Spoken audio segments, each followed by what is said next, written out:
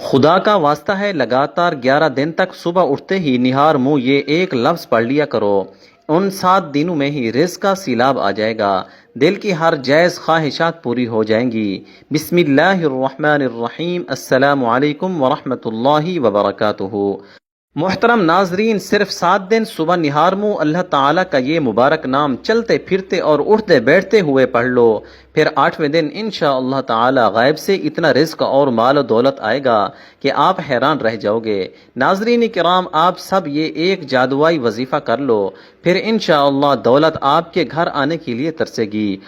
اور اتنی دولت اور رزق آ جائے گا کہ آپ گنتے گنتے بھی تھک جاؤ گے لیکن دولت شمار نہیں کر پاؤ گے۔ آپ نے صرف صبح نہار منہ چلتے پھرتے اٹھتے بیٹھتے اس اسم مبارک کو پڑھتے رہنا ہے، انشاءاللہ 7 دن میں ہی کروڑ پتی بن جائیں گے۔ ناظرین کرام، آج آپ سب کی خدمت میں ایک بہت ہی خاص اور مجرب وظیفہ لے کر حاضر ہوا ہوں۔ یہ ایک روحانی وظیفہ ہے اور اللہ تعالیٰ بزرگ و برتر کے پاک نام کا وظیفہ ہے، اور یہ وظیفہ جو کوئی بھی سچے دل اور کامل یقین سے کرتا ہے، چند دنوں میں ہی، جیسا کہ اس عمل کو بزرگوں نے 7 دنوں سے منسوب کیا ہے، ان 7 دنوں میں ہی آپ کو اس کے نتائج ملنا شروع ہو جائیں گے۔ اور جس شخص پر اللہ پاک اپنا فضل و کرم اور خصوصی رحمت والا معاملہ کرتے ہیں تو وہ بندہ چند دنوں میں ہی اتنا مالا مال ہو جاتا ہے کہ اسے خود کو سمجھ نہیں آتی کہ میرے پاس یہ رزق کہاں کہاں سے آ رہا ہے۔ اللہ تعالیٰ کی ذات جو کہ انسان کے لیے رحمان بھی ہے، رحیم بھی ہے،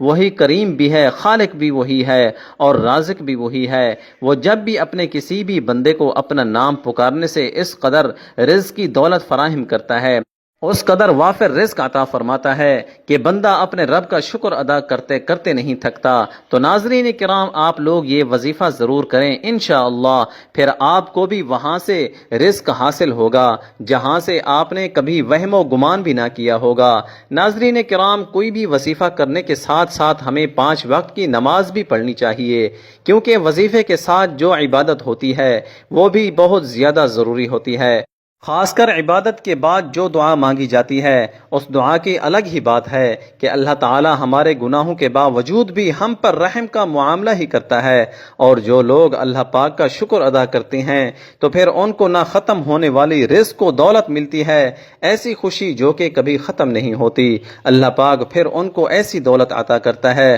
اور عزت عطا کرتا ہے جس کا تو کوئی حساب ہی نہیں ہے۔ ناظرین کرام، اسی لیے اللہ پاک سے جب بھی مانگو تو صرف اور صرف عزت والا، برکت والا، چین و سکون والا رزق ہی مانگا کرو، کیونکہ کئی مرتبہ تو ایسا بھی ہوتا ہے کہ انسان کے پاس بے شمار دولت تو آ جاتی ہے اور وہ دیکھتے ہی دیکھتے لاکھوں کروڑوں کا مالک بھی بن جاتا ہے، لیکن اس کی دولت میں برکت بالکل بھی نہیں ہوتی اور نہ ہی ان کی عزت ہوتی ہے، کیونکہ وہ دولت حرام زے سے حاصل کی گئی ہوتی ہے۔ جیسے کوئی بھی کاروبار تو حلال سے ہی شروع کیا گیا ہے، اور خوب محنت بھی کرتے ہیں، دعائیں بھی مانگتے ہیں، 5 وقت کی نماز بھی باقاعدگی سے ادا کرتے ہیں، لیکن کاروبار کی بجلی کنڈی ڈال کر لگائی گئی ہے، پھر کاروبار میں برکت کیسے ہوگی؟ اسی لیے دعا ہمیشہ اچھی مانگا کریں۔ حضرت عبداللہ بن عمر رضی اللہ عنہما فرماتے ہیں کہ حضور اقدس صلی اللہ علیہ وآلہ وسلم کے ارشاد کا پاک مفہوم ہے کہ جس شخص کے لیے دعا کا دروازہ کھول دیا گیا تو سمجھو اس کے لیے رحمت کا دروازہ بھی کھول دیا گیا ہے۔ اللہ پاک سے کیے جانے والے سوالوں میں سے پسندیدہ سوال عافیت کا ہے۔ جو مصیبتیں نازل ہو چکی ہیں اور جو نازل نہیں ہوئی، ان سب میں دعا سے بہت نفع ہوتا ہے۔ تو اللہ پاک کے بندو، دعائیں مانگنے کو اپنے اوپر لازمی کر لو۔ اسلام میں دعا کی بہت زیادہ اہمیت آئی ہے۔ متعدد احادیث میں پیغمبر اسلام صلی اللہ علیہ وآلہ وسلم نے دعا کی خاص ترغیب دی ہے۔ حضرت انس بن مالک روایت کرتے ہیں، مفہوم ہے کہ نبی کریم صلی اللہ علیہ وآلہ وسلم نے فرمایا دعا عبادت کا مغز ہے۔ حضرت نعمان بن بشیر سے روایت کا مفہوم ہے کہ نبی صلی اللہ علیہ وآلہ وسلم نے فرمایا دعا ہی اصل عبادت ہے۔ حضرت ابو ہریرہ سے روایت ہے کہ نبی پاک صلی اللہ علیہ وآلہ وسلم نے فرمایا کوئی بھی چیز اللہ کے نزدیک دعا سے زیادہ بزرگ نہیں۔ اسی کتاب کے اندر ایک یہ دل عویز حدیث بھی آئی ہے۔ حضرت عبداللہ بن مسعود بیان کرتے ہیں کہ رسول اللہ صلی اللہ علیہ وآلہ وسلم نے فرمایا اللہ سے اس کے فضل کے ذریعے مانگو کیونکہ اللہ اس بات کو پسند کرتا ہے کہ اس سے مانگا جائے، اور بہترین عبادت کشادگی کا انتظار کرنا ہے۔ مطلب یہ کہ جس آدمی کو جب کوئی مشکل پیش آئے اور وہ جانتا ہے کہ اس کی یہ مشکل اللہ کے سوا کوئی حل نہیں کر سکتا، تو اسے چاہیے کہ اللہ کے فضل پر کامل یقین اور بھروسہ کر کے انتہائی عاجزی و انکساری کے ساتھ اس کے فضل کے ذریعے دعا مانگتا رہے، تو خدا نے چاہا وہ اس کی مشکل کو ضرور دور کرے گا۔ نیز اس حدیث میں پیغمبر اسلام صلی اللہ علیہ وآلہ وسلم نے ایسے آدمی کو اس حقیقت کی جانب توجہ دلائی ہے کہ سب سے افضل عبادت کشادگی کا انتظار ہے۔ گویا آپ صلی اللہ علیہ وآلہ وسلم نے دعا اور انتظار کو ایک دوسرے کے لیے لازم و ملزوم قرار دیا ہے، کیونکہ دعا مانگنا بندے کی ضرورت ہے اور اس کی اجابت اللہ کے اختیار میں ہے، اور وہ جب اس کی دعا کی اجابت کا فیصلہ کرتا ہے تو وہ اس کی ساری مشکلیں دور اور اس کی ساری مرادیں پوری کر دیتا ہے، اور پھر وہ آدمی ایسا محسوس کرتا ہے کہ اس کی زندگی میں کبھی مشکل گھڑی آئی ہی نہیں تھی۔ حاجت اور مشکل کے وقت دعا مانگنا ہر انسان کی فطری ضرورت ہے، اور ہر زمانہ میں دعا کو ایک بہت بڑا ہتھیار سمجھا گیا ہے۔ متعدد قرآنی آیات اور بہت سی احادیث سے ثابت ہوتا ہے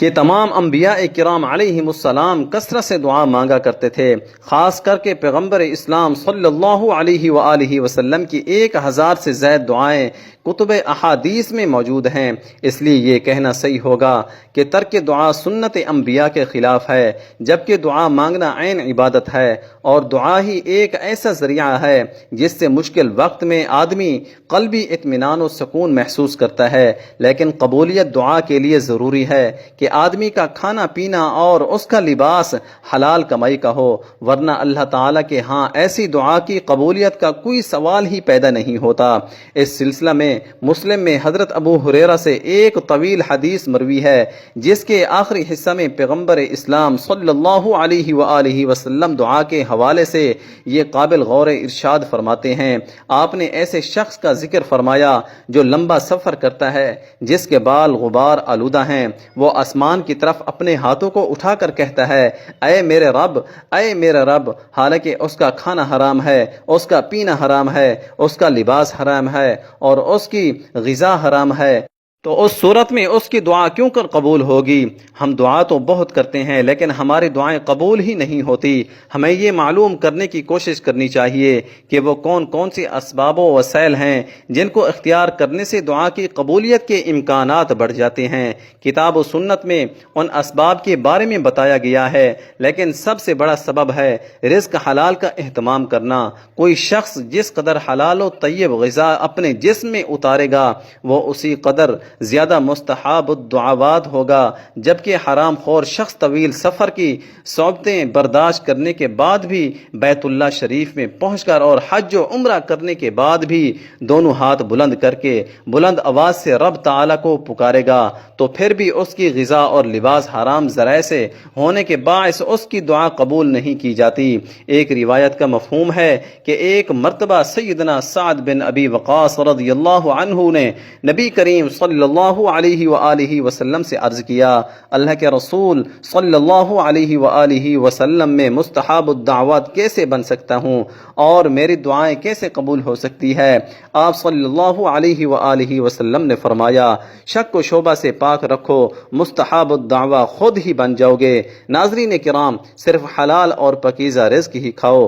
نماز پڑھو اور اللہ تعالیٰ سے ہی مدد مانگو، دن رات صبح شام غرض ہر وقت دعائیں مانگو، دونوں ہتھیلیاں پھیلا کر خوب مانگو۔ لیکن جو شخص انتہائی عاجزی و انکساری سے مانگے، اور خاص طور پر اس وقت جب سب سو رہے ہوں، یعنی تہجد کے وقت، اور اس وقت اللہ کی بارگاہ میں وہ سجدہ ریز ہو اور اللہ تعالیٰ سے مانگتا ہو، تو پھر اللہ تعالیٰ بھی اس پر اپنی رحمتوں کے دروازے کھول دیتا ہے اور نیکیوں کے دروازے اس کے لیے کھول دیتا ہے۔ پھر اس قدر رزق عطا فرما دیتا ہے کہ وہ بندہ خود حیران ہو جاتا ہے کہ اتنا رزق، اتنی فضیلتیں، اتنی برکتیں، وسعتیں آخر کہاں کہاں سے آ گئی ہیں۔ اکثر افراد پریشان رہتے ہیں، قرضوں میں جکڑے ہوئے ہیں، پریشانیوں میں جکڑے ہوئے ہیں، لیکن رزق آ ہی نہیں رہا۔ اگر کوئی سا بھی کاروبار شروع کرتے ہیں تو وہ کاروبار چل ہی نہیں پاتا اور مسلسل نقصان ہی آتا ہے۔ دولت چاہیے، رزق چاہیے، لیکن وہ نہیں مل رہا۔ چند افراد تو یہ بھی کہتے ہیں کہ ہر ہر وقت دولت نہیں مانگنی چاہیے،